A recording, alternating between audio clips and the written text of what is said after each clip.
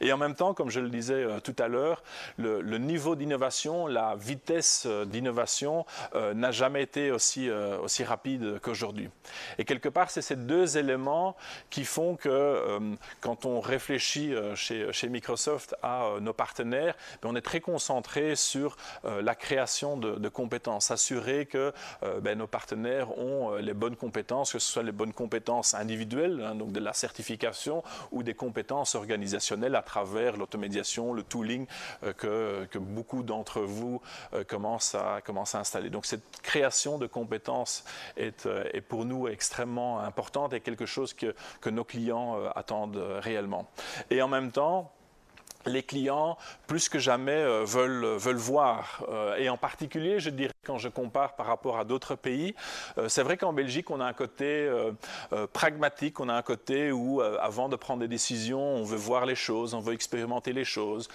Quand je nous compare, par exemple, avec nos collègues des Pays-Bas ou de certains pays nordiques, ils ont plutôt tendance parfois à prendre des grandes décisions stratégiques en disant, voilà, ça c'est la direction dans laquelle je veux aller, je prends une grosse décision stratégique et puis on verra bien comment on exécute cette décision. C'est moins le cas en Belgique. En Belgique, on est un petit peu plus pragmatique. On a des idées, on a un use case, on veut voir si ça fonctionne. On veut arriver de cette première idée vers ce qu'on appelle un minimum viable product, quelque chose qu'on peut voir fonctionner, et on est plutôt dans une approche graduelle. Ce qui n'est pas toujours simple pour vos partenaires, pour nos partenaires, parce que ça veut dire qu'il faut peut-être faire un petit peu plus d'investissement dans la partie pre-sales, montrer les choses, expérimenter avec les clients.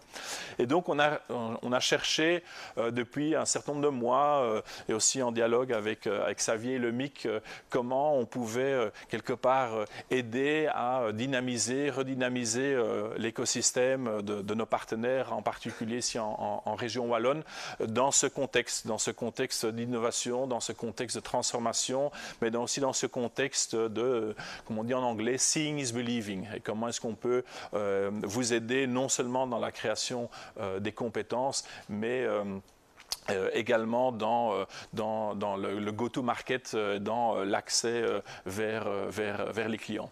Et donc, on avait déjà un certain nombre de bonnes expériences avec des centres comme le MIC, qui étaient parfois déployés par certains de nos partenaires, avec cette idée d'expérience, avec cette idée de co-création et de co-innovation entre Microsoft, les clients et les partenaires. Et c'est de là qu'est venue un petit peu l'idée, c'est comment on peut travailler ensemble avec le MIC et créer plus de leviers pour vous aider à répondre à ces besoins de nos clients. Et bon, je ne vais pas trop en dire, puisqu'évidemment, c'est à Xavier de nous expliquer le rôle exact du MIC.